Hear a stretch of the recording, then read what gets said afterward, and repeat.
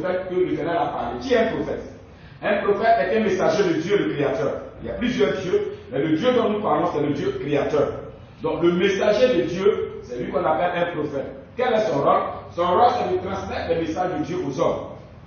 Ensuite, le prophète va écouter et va partager aussi les besoins d'écriture des hommes pour les faire parvenir à Dieu. Et Dieu, lui, va répondre aux prophètes. Il va répondre aux hommes, bien sûr, en passant par les prophètes. Le prophète, on retient que c'est le messager de Dieu. Celui-là même qui, Dieu lui parle. Parce que Dieu ne peut pas parler aux hommes, étant esprit, et nous sommes des hommes. Dieu parle aux prophètes, Dieu ne peut pas parler à tout le monde. Tout le monde n'est pas disposé pour recevoir Dieu.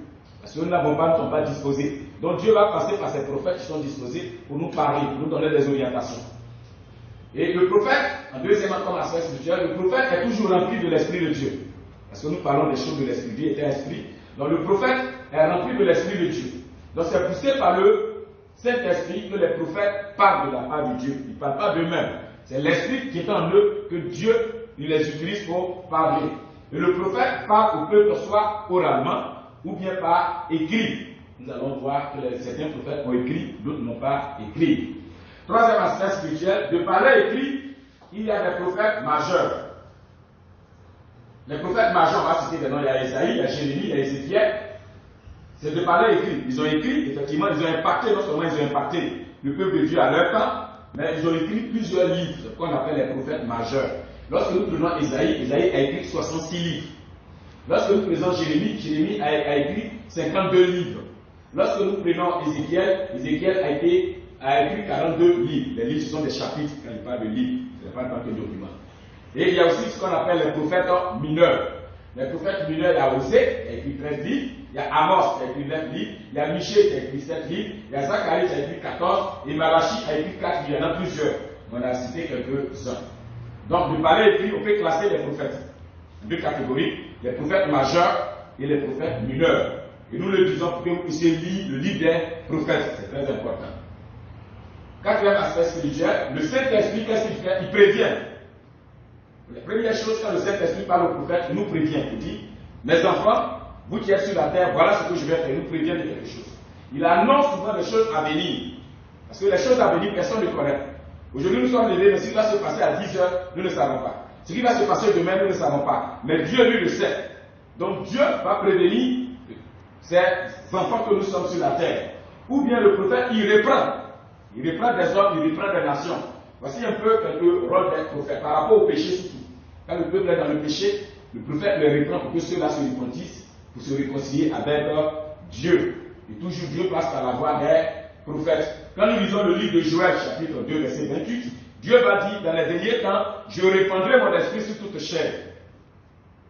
Dans les derniers instants, nous sommes dans les derniers instants, toute chair, toi, en tant qu'enfant de Dieu, tu as accepté Jésus comme Seigneur et Sauveur, l'Esprit du Seigneur est sur toi. Parce que Dieu l'a répandu sur toi. Certaines personnes ont tendance à dire, moi je n'ai pas le Saint-Esprit. Une fois que tu as accepté sincèrement Jésus comme Seigneur et Sauveur, et que tu obéis à sa parole, en ce moment, toi aussi tu as le Saint-Esprit. Ensuite, dans le livre de Malachie, chapitre 3, verset 7 à 12, le prophète va reprendre.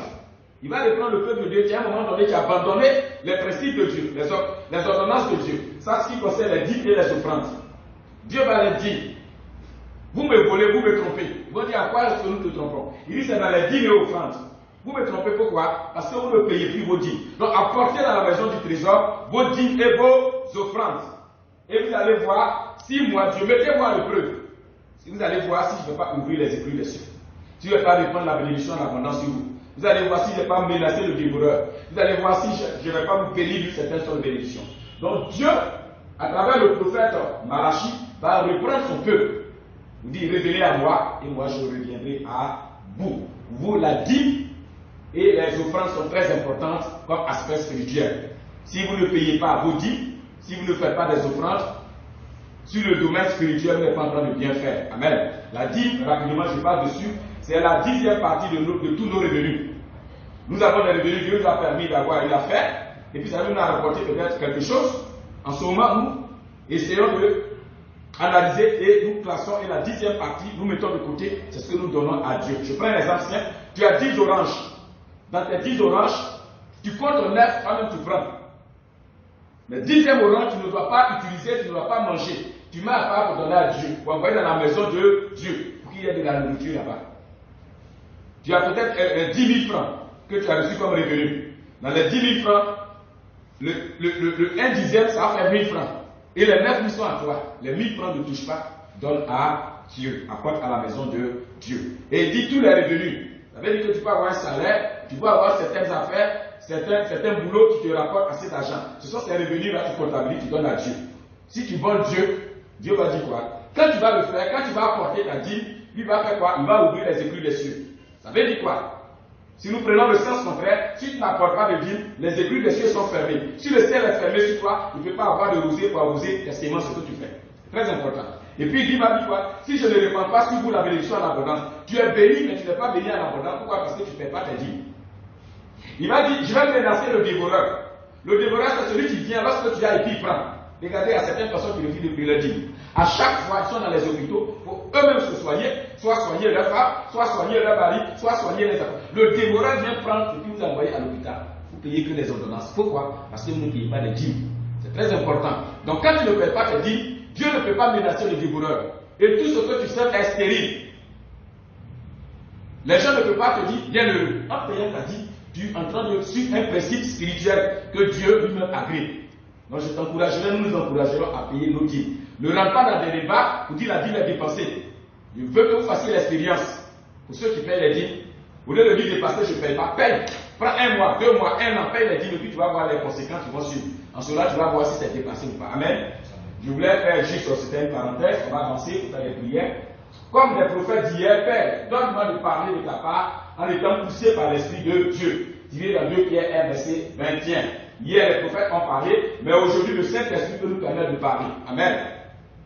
Deuxième sujet de prière, Père, donne-moi de tout faire par la puissance et par la force de l'Esprit de Dieu, tiré de Zacharie 4, verset 6. Où il dit, ce n'est ni par la force, ce n'est ni par la puissance, mais c'est par l'Esprit de Dieu. C'est l'Esprit de Dieu qui donne forme, c'est l'Esprit de Dieu qui fait toutes choses. Nos forces, nos capacités ne peuvent pas. Donc nous prions le Seigneur pour que ça ne soit pas nous, parce que le Saint-Esprit.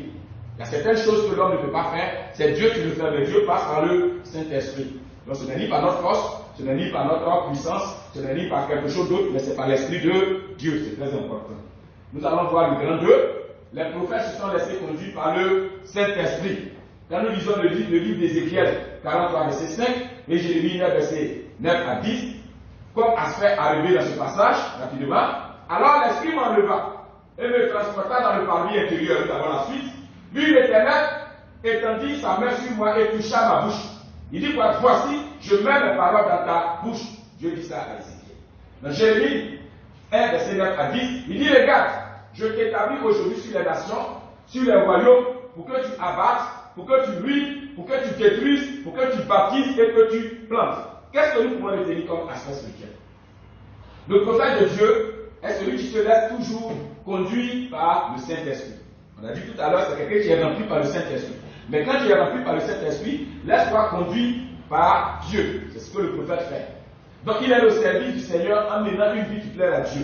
Si tu es prophète, si quelqu'un est prophète, ce n'est pas la vie des hommes qui l'intéresse, mais c'est la vie de Dieu. Ce que Dieu veut, c'est ça qui est important sur le prophète. C'est la priorité.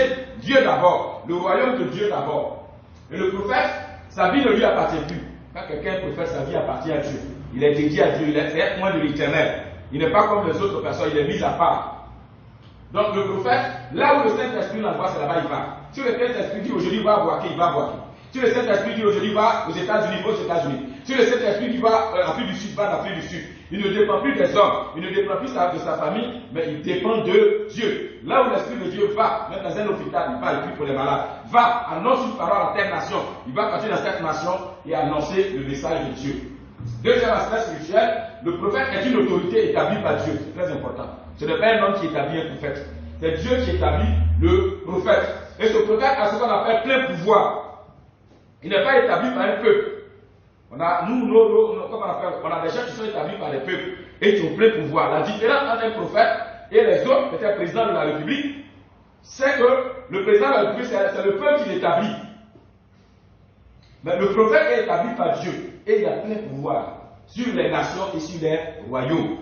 Le président de la République, il a plein pouvoir sur peut-être une nation ou bien sur un pays. Mais le prophète, il a plein pouvoir sur toutes les nations. Très important. Son pouvoir est étendu. Il peut construire des vies comme l'a décrit tout à l'heure, nous avions vu. C'est quelqu'un qui peut faire quoi? Il ne va pas abattre, fait tomber. C'est quelqu'un qui peut ruiner, c'est quelqu'un qui peut détruire. Mais en même temps, c'est quelqu'un qui peut bâtir. Donc si tu as un prophète dans ta vie, il peut bâtir ta vie. Il peut construire ta vie, il peut planter des choses dans ta vie. C'est très important de savoir. Comme troisième aspect spirituel, nous ne devons pas négliger les messages des prophètes, les bons surtout. Pourquoi? Parce que les prophètes sont mandatés par Dieu au travers du Saint-Esprit. Si les prophètes, les bons prophètes annoncent un message, il faut prendre en compte, il faut prendre en considération. Comme sujet de prière, Saint-Esprit, en tant que prophète, remplis-moi et que je commande le feu pour qu'il consume les ennemis. On a dit que le prophète peut abattre, peut faire détruire. Donc, il y a des prophètes qui peuvent appeler le feu descend et détruit.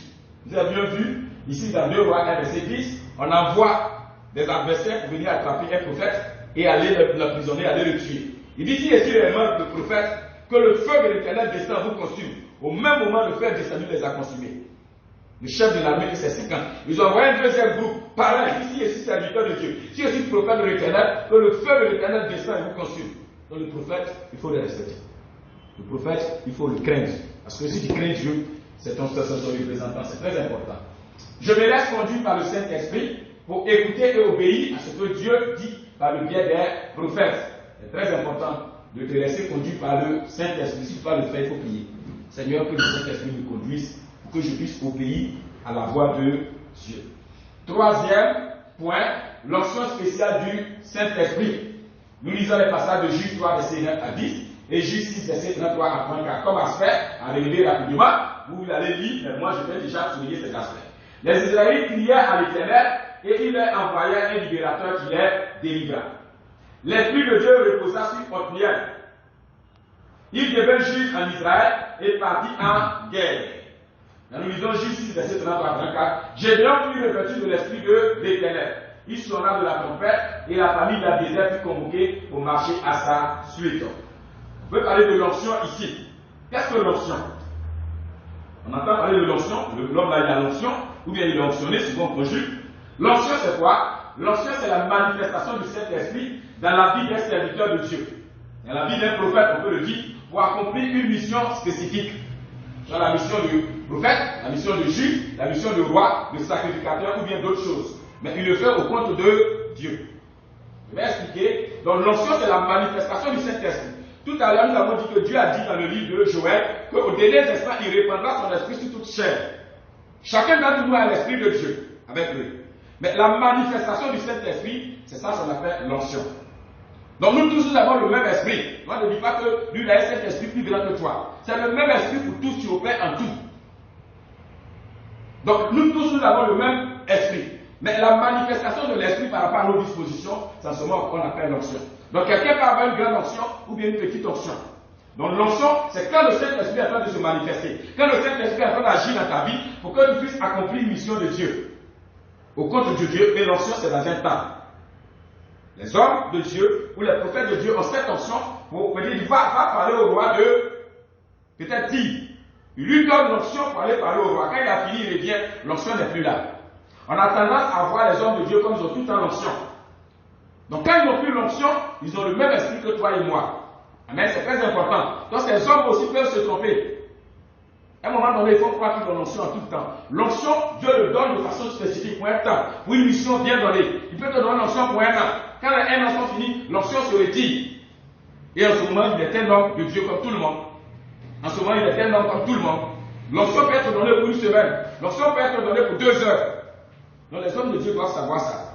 Les enfants de Dieu doivent savoir. Donc c'est la manifestation du Saint-Esprit. Et cette manifestation a la différence.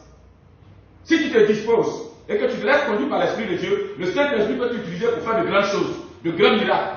C'est souvent qu'on dit qu'il y a l'onction supérieure. Jésus-Christ avait l'onction. Il dit l'Esprit du Seigneur est sur moi. Non seulement l'Esprit du Seigneur est sur Jésus, comme toi et moi, mais il dit il m'a oint. Voici ça. L'Esprit est sur nous tous, mais Dieu va nous oindre. C'est ce qu'on appelle l'onction. Il m'a oint maintenant Jésus pour pouvoir faire le plan pour lequel il est venu sur la terre. Pour guérir les malades, consoler, pour libérer, pour délivrer, pour annoncer une année de grâce. Tout ça, Jésus avait l'onction pour le faire. Et l'onction de Jésus, c'est l'onction sans mesure. Donc cette onction, nous devons le chercher. Amen. Quand tu as l'onction à une certaine dimension, c'est ce qu'on appelle l'onction sans mesure. C'est pourquoi, vous savez, prophète Élisée a demandé à Élie de lui donner quoi? Une double portion de son onction. Elle disait une double portion de son esprit. C'est une double portion de son onction. Parce que l'onction te permet, tout à l'heure ce que nous allons voir, l'onction te permet de travailler dans le surnaturel, dans l'extraordinaire. Donc, deuxième fois, vous devez sans l'onction du Saint-Esprit, le serviteur de Dieu ne peut pas bien réussir la mission que Dieu lui a confiée. Dieu t'a confié une mission importante. Mais si tu n'as pas la manifestation du Saint-Esprit, à un certain niveau, tu ne peux pas accomplir cette mission et réussir. Donc, tout à l'heure, je l'ai dit, en tant que serviteur de Dieu, nous devons demander toujours l'onction de Dieu pour opérer dans le surnaturel. Quand Dieu t'a confié une mission, à l'église, on t'a confié les responsabilités, pour pouvoir bien assumer et réussir, il faut demander l'onction. N'assume pas avec tes intellects, avec tes connaissances, tes capacités, tes expériences. Ce n'est pas ça qui est important. Tu vas le faire, les hommes vont t'applaudir. Mais Dieu ne va pas t'applaudir, Dieu ne va pas agréer. Mais si tu as l'onction, tu le fais. Même les hommes peuvent rejeter. Mais Dieu dit, je suis d'accord, je suis content de toi. Parce que tu m'as produit un bon résultat. Et à la fin, il va dire, bon et fidèle serviteur, entre dans la joie de mon maître. Donc l'onction, l'enfant de Dieu doit demander l'onction. L'onction pour travailler. L'onction pour servir. L'onction pour diriger. L'onction pour commander.